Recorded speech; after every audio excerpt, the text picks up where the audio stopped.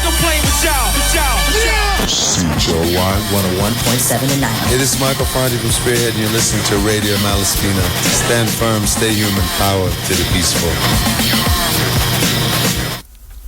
And welcome back to the second hour of Altered Egos. My name is Bob Hansen, and I have on the line all the way from Points back east, Nicole Brasseur. Good afternoon, Nicole.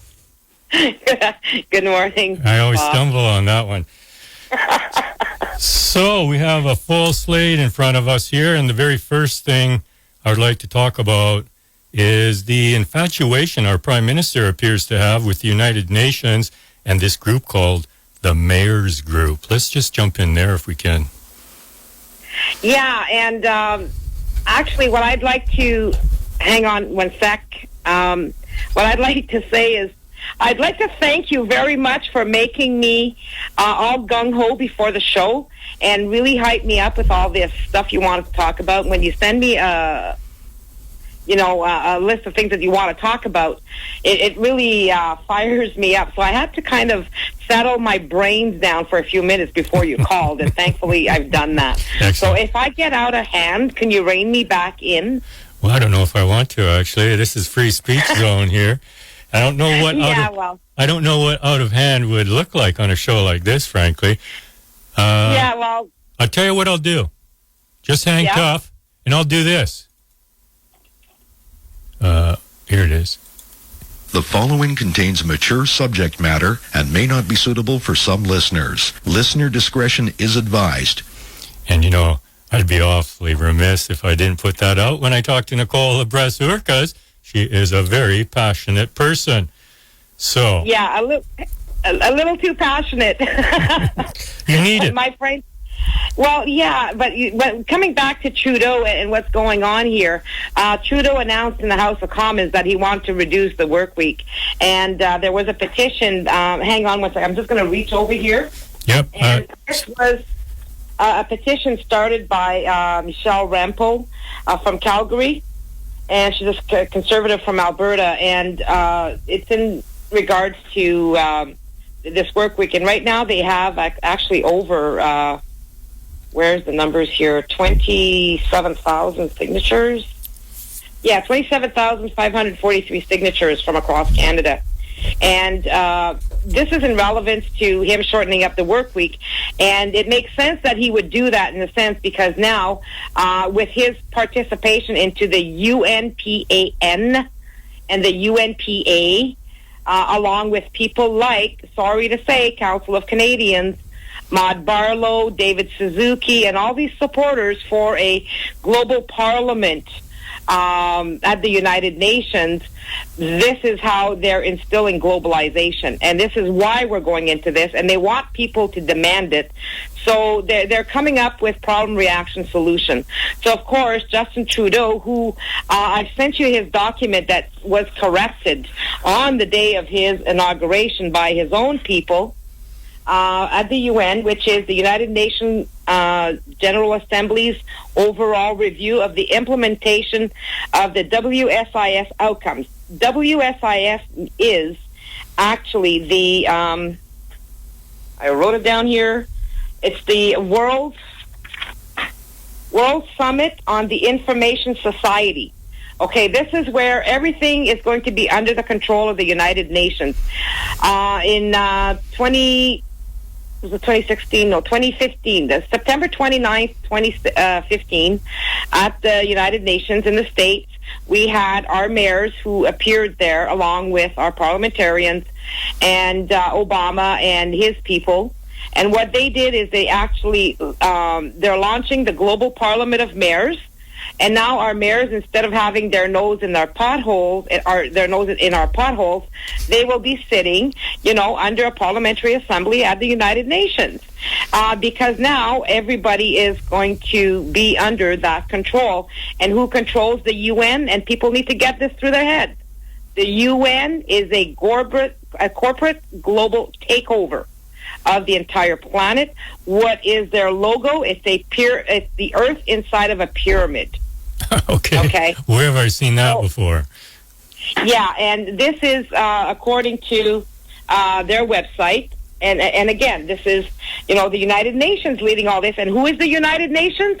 But corporations, not-for-profit organizations, which are corporations, led by who? The World Bank, the World Trade. Who started this? Who launched the first, the first act of Parliament or government in the world for the World Trade was Canada. Canada has been at the forefront of instilling global governance. Why?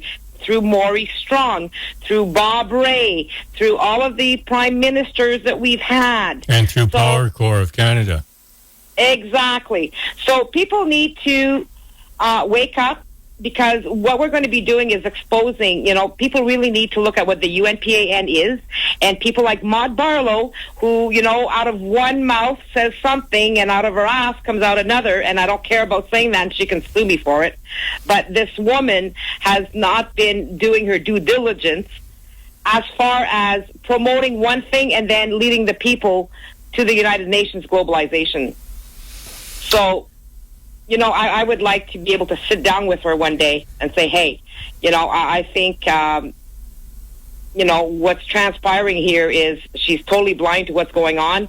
She supports a global UN agenda, and that is obvious, but yet people support her in other things which actually are leading us to entrapment and globalization. Good observation on that. And I mean, we couldn't possibly expect to have a better democracy in a more diverse and larger institution at the UN than we could ever have here with 34 million people in Canada. That would be crazy. And I think it's absolutely bullshit to go after going into the UN now. And this is why it's being done. And I posit here, because we do not have the voice we should have in the House of Commons. So they want to get us further disabled in our democracy by putting us into a bigger pool of fish before we get our collective voices together.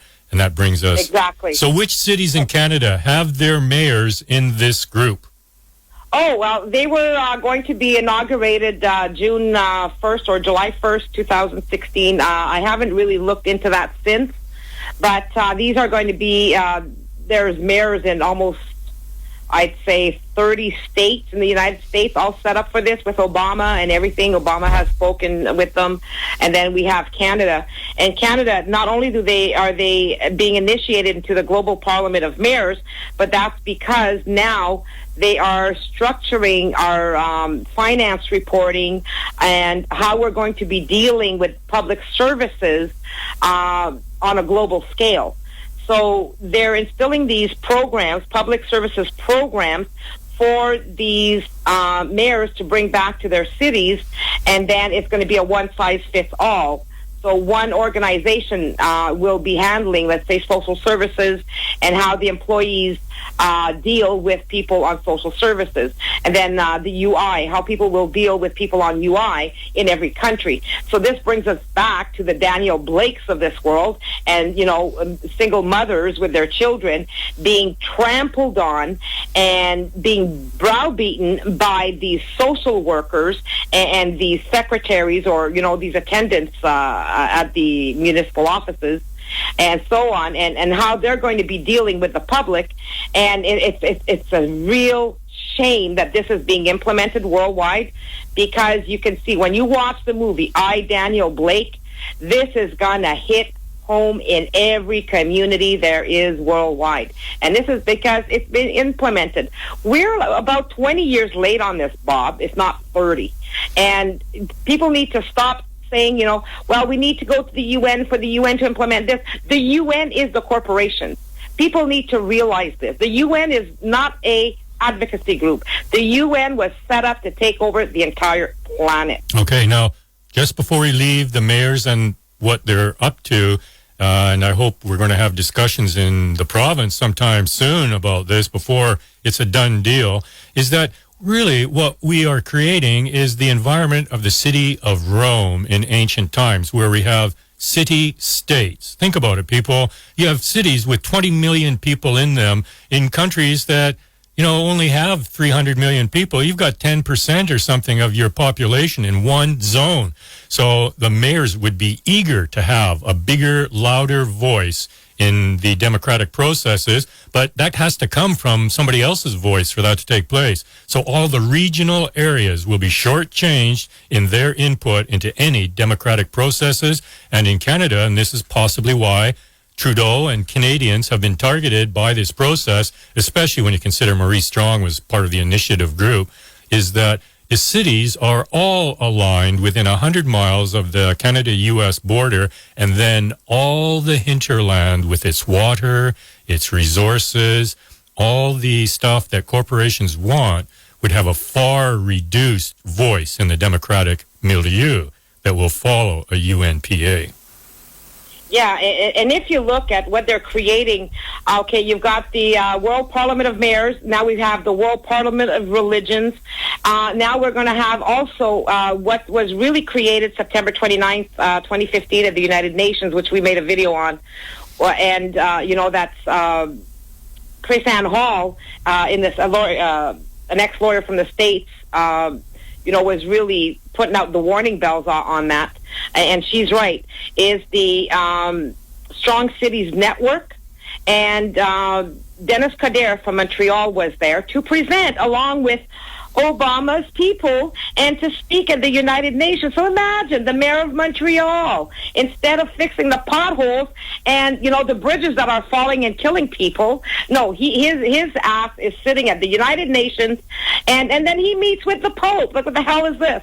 And I almost had, I can't even explain it. I think I aged about 100 years in the last 10. And the thing is when you see the mayor of Montreal being involved with the Pope of all people, and then what's going down at the United Nations, and who is the Pope? Obama was sitting in the visitor's chair, and the Pope was sitting at the head. When you start connecting the dots and everything that's in there and how fake the Pope is, he's not even a Catholic. Hello. Oh, so what? Let them invade all of our countries. Let them do everything, and we're just going to sing la la la. No, we're not. That's why. Come on. That's why we're looking at direct democracy, and why you're such a popular guest on this show. Well, thank you, because Bob, I'm looking for all of the 99%ers out there, the people from Idle No More, all of the groups that have ever marched on their parliaments, on their governments, against corporations, because we have the solution.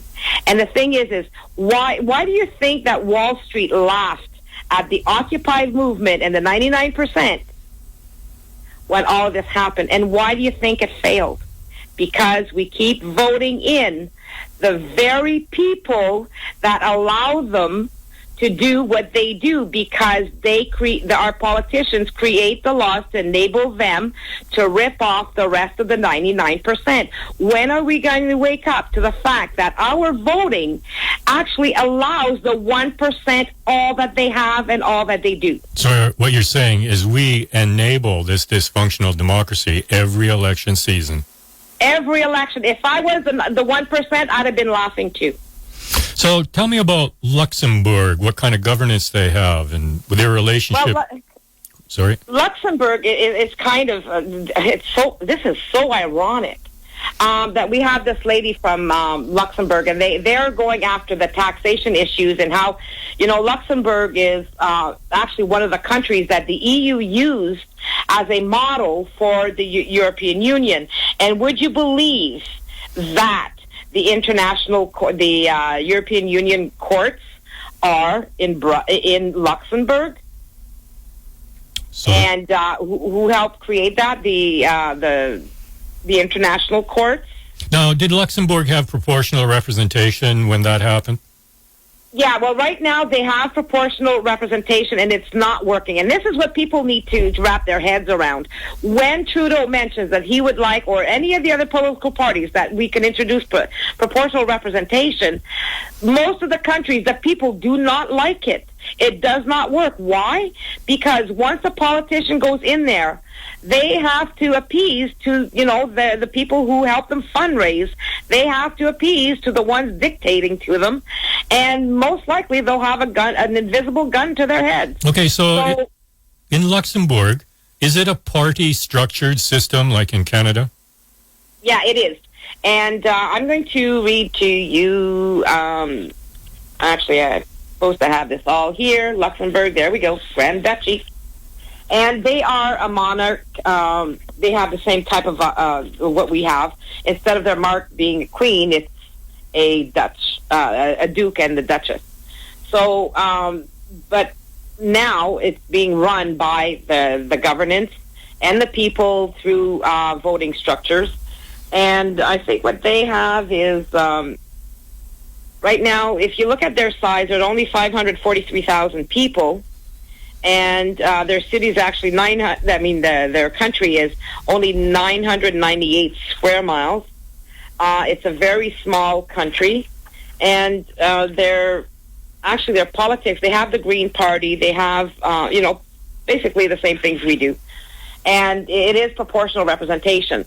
So now if you look at Luxembourg, and what I'd like to mention is, here it says, the Duchy of Luxembourg is a landlocked country in Western Europe. It is bordered by Belgium and the west of North Germany to the east and France to the south.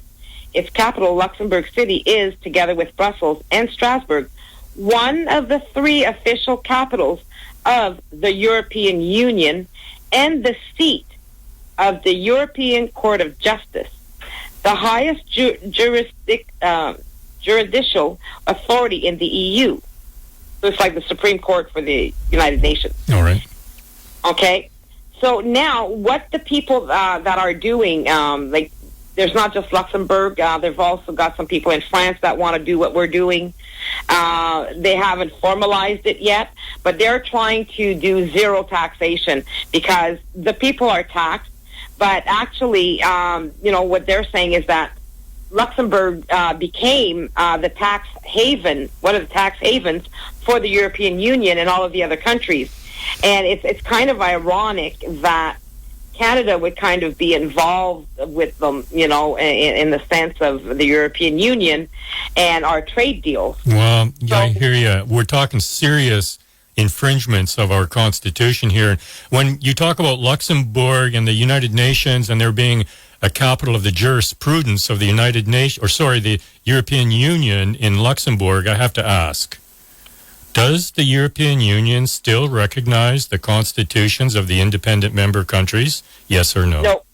So if we get deeply involved, that could easily be slid sideways. Our Constitution in Canada, Trudeau could easily trample that through some bogus paper shuffling. Because, well, listen, when he signed on to COP21, and this is what COP21 was, the bait and switch tactic, get everybody, for the environment, and then we're going to have them. There's still a fine line between what happened at COP21 between the word should and shall. They had switched at the last minute to the word shall, which would have locked us in, lock, stock, and barrel, where the international courts supersede our court. Wow, and that would have gone in the silence of the night. Exactly. And what happened in Luxembourg and all of these other EU countries, this is what happened. The EU laws supersede to a certain level the national ones. Okay, so how's that working out for Greece now? Well, Greece, which is sad to say, what's happening is that now corporations have the power, because if they lend a country money by the stupidity of our politicians who are doing this on purpose, might I add, for the corporations, now they're taking the natural resources, the electricity, their power, their public offerings, everything that belongs to the people from Greece now will revert back to pay off these debts. Right. So everything that they have was now going to go to that. Well, so it'll now be transferred to these corporations. Now, doesn't that sound familiar? We're hearing the same thing from Trudeau talking about privatizing ports. They've already privatized several airports. And, what would it be like if, for example, the Port of Vancouver or Nanaimo were a private port and the shipping industry said, hey, look, we need to park some dirty big old vessels off your shore for a while. We pay handsomely for that. Nobody in the community wants it, but because the port's private, they could get away with that, right? Oh, absolutely. And this is where the politicians are the ones who create the laws to allow these people to do these things. Canadians, the 99% lose every time because we elect these people and give away our power to them. All right. To do this. Right. Now, we have a constitution, right? And you can't change the rules of Parliament without going through that constitutional process. I'm quite sure of that. So, well, the Constitution basically means nothing when it comes to our governance. The Constitution is just a piece of paper. It's like the Constitution of the United States. Who gives a shit about them? Nobody does. In government, the lawyers, the judges, really. Okay, well, let's see if we pass a law and if it's still constitutional. Well, when it comes to politics, politics has nothing to do with our Constitution. Politics are not included in our Constitution. Therefore, it is not justifiable. And this is what the courts have been saying.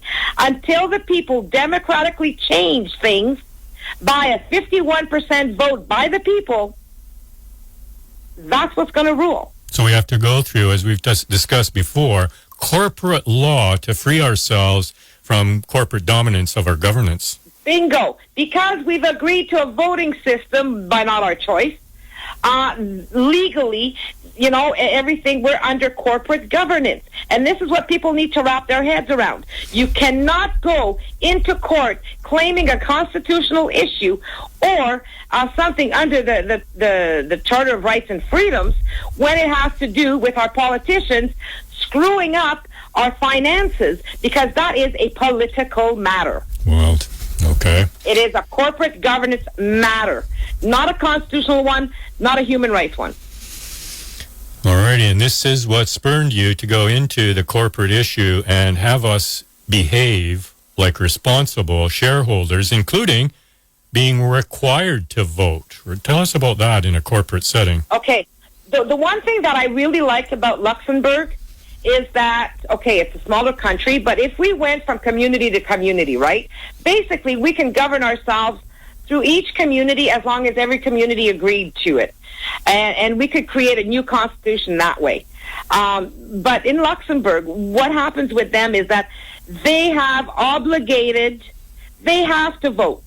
If they do not vote, they can vote by correspondence, or they have to have a note specifying why they can't attend. Unless it's life and death, you better be voting. And why do they do that? Because they are the shareholders. So what's the penalty for not voting? I didn't really check what the penalty was, but now that they have the correspondence, you can give your proxy to somebody to vote for you. But every vote has to be counted. Every person has to be counted. And the big issue is because they're looking at it as a corporate rights issue. Bingo. Wow, what a breath of fresh air this is to understand. I know. To understand that we can't really effectively change our governance system through the very document we thought freed us up, Charter of Rights and Freedoms, that we have to actually behave like independent corporate entities ourselves in a corporate milieu again and take it back. Well, what the Convention of Consent does, it acts as though we are a union of the people. Okay. All right. Okay, and because it's under a corporate structure to pick up the signatures, and it is a binding contract, they have no choice but to look at it. Okay, so I just want to let people know, as I'm speaking here to Nicola Brasseur of My Democracy, My Freedom 2017, right? Did I get that right? Yeah. And My Freedom 2017, and also on Facebook, Direct Democracy School. And the real issue here is that in order for us to have a functional democracy, we have to have more input throughout the whole year, not just at election time. And in order to do that, we have to approach the governance of Canada the way Canada is structured, which is a corporation. So then we enter corporate law. And by signing the Citizens Convention of Consent, we aren't giving our proxy to someone else. Like you'll hear when I read next week, Rafe Mayer's writing about a couple of years ago about the definition of responsible governance and government. The issue is that we are taking our proxy back. We're not giving it to Nicole or to the people at Direct Democracy. We're making a statement on an official legal document that tells our elected officials that we're going to approach this directly and not through party systems, where you really have two levels of proxy. You give your vote to the person in your area that goes then to Ottawa, who gives his vote, which is the collection of the votes in your community, to the party system. And then we're totally lost. And we see that. And to the corporations who feed them. Exactly. Well, that's where the money comes from. That's what the parties are after. I mean, look at British Columbia's donation scandal, which now has the RCMP and a special prosecutor involved. I mean, it's pretty much legalized theft, if that's tolerable English. In a bastard language, it is. And so what we need to do is make it abundantly clear that we will be making the major decisions. And increasingly, we're going to be asking for petitions and plebiscites. And do you want to speak a little bit about how that works in a direct democracy system? Well, the thing is you want to be careful. You know, the one thing that we need is 100% veto power over the government, which means the government should not have any final decision-making authority at any levels of governance other than what we allow them to have. So if they wanted to make a decision, say, to bomb Libya, and the House of Commons votes, yep, we're going to go in with NATO, our buddies, and the corporations, and we're going to bomb Libya, and then they would have to put that to us somehow. That's what I'm coming to. Is there a point in a process like that where we would have input? Is that what you're suggesting? Yeah, absolutely. I mean, and this is where the people together will decide these things. I can't come up with, numbers or what it should be and what it shouldn't be. We've got intelligent people right across Canada. And then, different cultures, different mindsets. We need to come together as adults, not screaming kids and in the box thinking where, we want nannies to take care of us. We need to start taking care of our own shit, and we need to do it fast because 2017 is their end date to have everything set up for a full UN takeoff and to implement their UN 17 global goal. All right. So the clock is ticking. The clock is ticking. We have a prime minister who's not shy about bold-faced lies, getting himself elected and then quashing all the promises and then bringing in new stuff he never talked about. So you know what? We don't have a democracy of any sort. We're in a dangerous time right now. End-stage capitalism. The banks are on steroids, having bigger profits than ever while they whip their tellers into making illegal deals with clients without the client's knowledge. And as well, they lay off tellers and ship jobs now to India while that's going on. So these are highly dangerous political and legal times. You may have heard what I read earlier in the program in the first hour about the RCMP running essentially feral in Canada now and needing a bit of guidance from the public towards the politicians and then down to the RCMP. I mean, it's a nice, cozy relationship that the police are generating with their corporate-sponsored political... Well, Bob, if you're looking at the Strong Cities Network, you have Vancouver that's involved in that. You have Toronto. You have... Are these the mayors you're talking about being involved? Yeah. Okay, so where was this discussed? Who else has to sign on to this? If you look United Nations, just Google Global Strong Cities Network, and you'll get a whole list of the cities that are on board with this. And this is where Montreal came in as I think they were actually the third to come on to that. But anyways, they used Montreal because Montreal has the highest density of people who will buck the system. They're not afraid. Quebecers are not afraid to stand up to their government, not unlike any of the other provinces that I've seen. And, they use Kader to send a point across because on the 29th of September 2015, they gave that China assigned 10,000 police officers to the United Nations for inside of these Strong Cities Network. Once we get through 2017, from what I'm gathering, is that once the people realize what's going down, they're trying to separate people through racism and Islamophobia and all this, and people are just biting into this.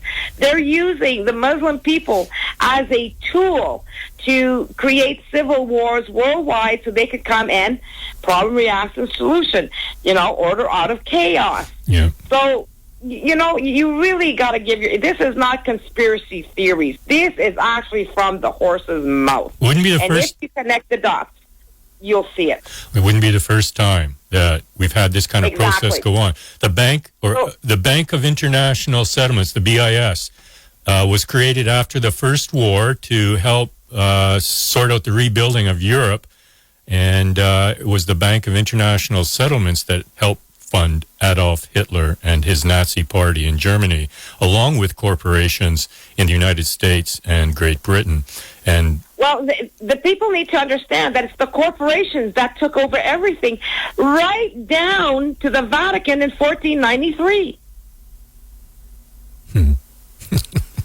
The wealthy families, come on. Yeah, they're mostly families from the Roman Empire, actually, that some of them they would put some of their kids into. All over. And all over. Like, how ironic is this, that the people from Luxembourg and France, are now seeing that Canada can be the example. Canada has the solution. We, with the Convention of Consent, this document liberates everybody. It trashes. Once we get 51% to agree, we rule. And, there's nothing they can do about that. Nothing supersedes the will of the people in law anywhere on this planet. And once we do that, this is how we can start cleaning up this mess and getting the countries together to support each other and trade. We don't have to be scared of anything. If anything, the 1% needs to be terrified right now. Because we can control all these corporations with a stroke of a pen. Well, I don't like to promote fear, but I do understand fully what you're saying, that we're at a time where we should not be shy right now. This is a time when we have to be bold, we have to be inventive, and we have to think about how dysfunctional things have been in the lives we've had already. Things are not working out well. Our own employees, the MPs, put us on an austerity program in 2010, and then after this last election, they gave themselves a raise. Now, you know what? And they're doing this. They're doing this worldwide. Did you hear about the one that Bombardier did? Yeah, I did. And actually, Tembec Inc. did the same. Now the corporations are giving themselves.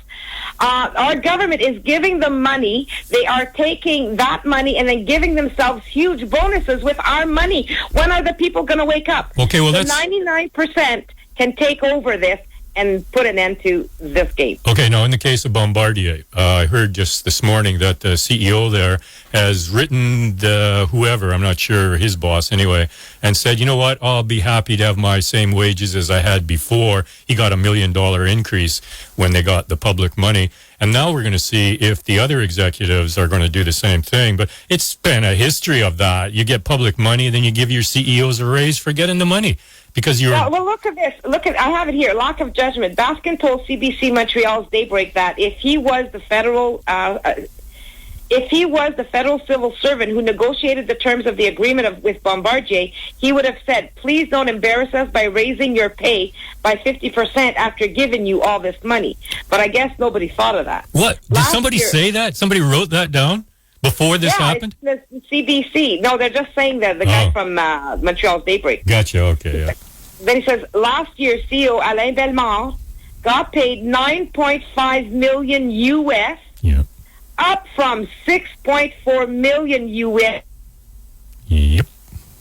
That's what happens. And there should be a rider on that government money. And that's the problem of the governance system we've got, is that they're playing fast and loose with our tax dollars and putting us on austerity. Well, then they give themselves a raise. You know what? I'm done with this bullshit, frankly. But I'm telling you, Bob, the irony with Luxembourg coming in and these people looking at what we're doing here in Canada as their solution as well is fantastic, because it'll take them a lot less longer time to get 500, for their people over the age of 18 to sign onto a convention, and then they can take over. The only thing is it's a very small country, but hopefully France will back them up, Belgium will back them up. But what they are actually hurting with in Luxembourg is the fact that they're calling it the laundry for all of the banks in the European Union and worldwide. So this is what the people there are fighting, is that for a very small country, they are the wealthiest in the world. Per capita. Per capita, yeah. And that's because they're the central tax laundering place in the globe. Exactly. Well, it's the banks that are the problem, and you'd expect it to be that way. Yeah. You'd expect it to be that way. Rothschild himself said that, give me the right to make the money, to print the money, and I don't give a damn who's in government. We'll be the ones in charge. Yeah. And that's exactly it. Imagine a country of 543,000 people. Half of that signs the 51% sign the Convention of Consent, okay, for their country. Yeah. They terminate all this. They'll have the power to undo that. That would be so awesome to watch that take place. Talk about, how do you call that, Goliath? David and Goliath? David and Goliath, yeah. Same scenario. The little guy is going to wipe out the big one.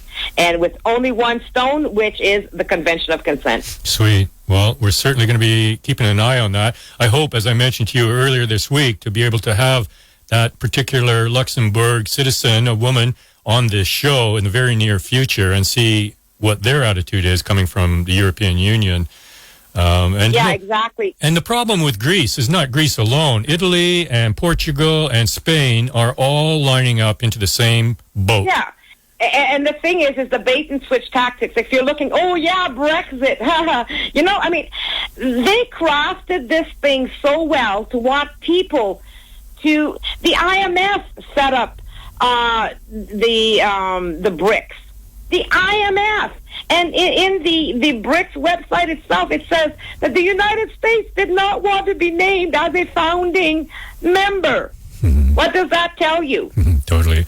Obscurity is... And then, the UK, Brexit, they're going out of the EU and they're going to be joining the BRICS. That's exactly, they need to do it. Their New World Order. They need to trash the economic system that we have now, and then they'll say, all those little millionaires out there that could get together and help wipe out the big millionaires, now we'll no longer have any money, while their money is still sitting pretty. Yeah, true that. Alrighty. People it's a real joke. Well, it's a bad joke is what it is. We're in the end game, as you said before, the end stage of it. And capitalism is definitely going through some metamorphosis now, if I can use a nice natural process to describe something so stinky. So how is Democracy School moving along, and what would you need? Well, the irony of that is that, everything's set up to go. There's nothing being done with the Direct Democracy School now because the people can't even get it through their heads that they are the actual shareholders of the Bank of Canada. If we want to reinstate the Bank of Canada, let's write up a contract to that effect, 51% signatures. But the Convention of Consent does that anyway. That would be worth this whole effort to do that and get the Bank of Canada back in use for the people of Canada. That would make everything you're talking about worthwhile. And then there's still all the other stuff. You know what I mean? Well, exactly. The only way we can achieve anything in Canada is for 51%, at least for now, to sign as to what they want, because legally, anything below 51%, we're not going to win our case. And it's not about a court case and fighting the government on this. This is about 51% signatures going to the courts and say, okay, here's the law they broke.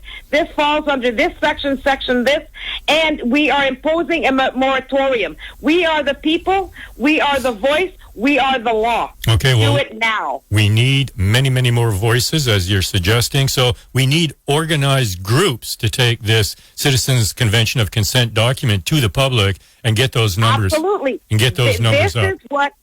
This is what the 99% need, and this is what the 1% will fear.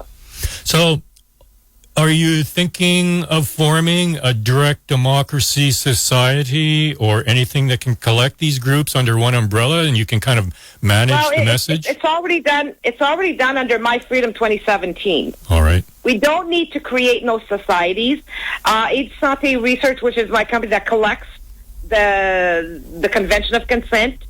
As a research company, I have that the benefit of being able to take it to court. I only represent the assembly of the picking up of the conventions. Gotcha. This is all I do. Then after that, it falls back to the people. But we don't need to start doing all kinds of groups. There's already groups out there. They just need to get together. Right. Okay. And go with this because it's the only shot in hell we've got. Mm-hmm. Well, and that's the key is 51% of the people need to get together, and the government's figure we're never going to do it because we're too busy fighting each other and arguing with each other and trying to prove each other right or wrong. Sounds like the House of Commons itself. Well, that's how they created everything. I mean, you know, how can you achieve anything if you're yelling at each other, or you're being racist, or you're in fear of Islamophobia and all these things, when in reality we can control everything, make sure that the people who have been displaced from Syria and all these places can have a home to go back to. Nice. It's their country. It belongs to them. We need to help them get back to it and to fix it and to clean this shit that the 1% have done. Right on. Yeah, I know. It's a whole long trail of broken countries and broken economies, and it's not going to stop until we stop it. They've got a winning formula. Greece is the example, and we have to say, okay, we have to make sure, dig our heels in. It doesn't happen anywhere else. And we should be bailing out Greece as much as we can. And so, absolutely. And get the corporate banks, the privately owned banks, off their backs. Well, what I've suggested to the people of Luxembourg is to have a look at our Bank of Canada and to structure one like that.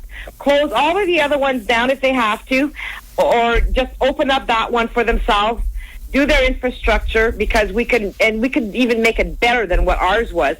And the thing is the 99% own the right to control every corporation in their country. 2 corporate charters, exactly. And the thing about the banks, private-owned banks, if they go bust again in Canada, we should not bail them out. We should take them over. We should take them over for a period of time to keep them Yes, and just keep them alive, but turn our attention to the Bank of Canada because that would be the best demonstration of how inadequate commercial, privately owned banks are for government funding. Right. But I'll tell you, you know, even with Comers being, taking this to court, if they could get 51% signatures to reinstate that, which we're already doing through the Convention of Consent anyway. That's why we didn't bother, we have more issues than just the Bank of Canada. Totally. But I'm using the Bank of Canada as an example. The sale of our nursing homes, the sale of our hospitals, privatization, all of these things can be stopped with 51% in agreement to stop these things. Nice. And to take control of our final decision-making authority. Well, you have some closing words for us? I haven't burned you out yet by the sound of it. What you got? Well, I would like for you to play the song Hero. And this is a song that a young man made for me back in 2002. He actually started writing it January 30th, 2002. 4 days later, he brought it to me all done up. And he plays, he put all the instruments together in his room. And this beautiful human being, which is CHLY Heitner. He actually goes by the name CHLY Michael Heitner. He's like a second son to me. And, oh, my God, the people that I met in Montreal, these musicians, they're family to me. He created this song, which, could sound a little, too 1980s or whatever for some people, but I want people to listen to the words because this was, I asked them to write this song because we needed people to see that they are the ones we are looking for. Only we can change things, and I knew that back then. I just didn't know how to go about it. Okay, well, now that you've made such a beautiful and compelling introduction, I have to tell you, I've lost the audio. So really? Yeah, I can't believe it. I can send it to you in two shakes of a lamb tail. Do that right now. I'll go to a tune in the meantime, get some things set up to cross the hour, and then we'll play that as a going out piece. And I like it so much, I think we're going to be playing that fairly often on Altered Egos. So send that off to me, what, Facebook? I was going to send it to you through your email. Do but that. I guess not. You guess not? You can if you want. Oh, actually, I can send it to you through Facebook. Okay, do that. I'll just get some other stuff happening so I can get the material to cross the top of the hour, and then we'll hear CHLY and the tune Heroes, right? Yes. Okay, well, I'm going to let you go, Nicole. Okay, well, thank you, everybody, for listening in. And I'm glad that I didn't really kind of go overboard too much, but I was just living about half an hour before you called me. Oh, I should have called you then. Oh, you would have heard a bomb. But, the answer is simple, and people need to see that. Okay, well, I really appreciate 99% have all the power in the world. Yes, the people united can never be defeated. Exactly. It's just how do they do that? We have the solution. Okay. Go to myfreedom2017.com and see us on Facebook. You betcha. Okie doke. Thank Thanks you. very much. Bye-bye. Bye-bye. So that's Nicole Brasseur of myfreedom2017.com and Direct Democracy School on Facebook and iaccused.com. We're going to go to a tune. This tune being Already Gone. And it's from the Wild Rivers CD. And I'll get some stuff set up. And I thank you for listening, people. The tune after this one will be CHLY's. I may be able to introduce that. I believe I will. And remember that resistance is creativity, and creativity is resistance. Coming up next is Cole at the masthead. And have yourselves a great weekend, people. I'll be talking to you next weekend. Take care. Bye-bye.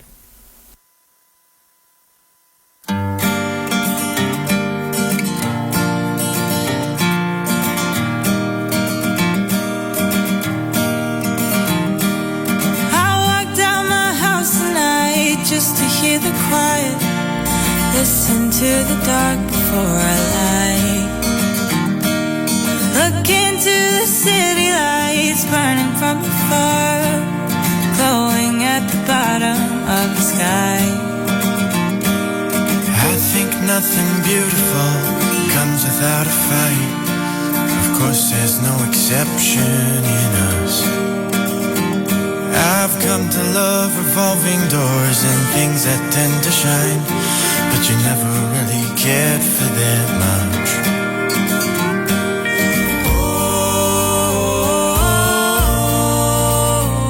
Oh, ain't it just a shame? Ending about the same way that we started out. Oh, coming back around with just more jewelry. I'm afraid that we've departed.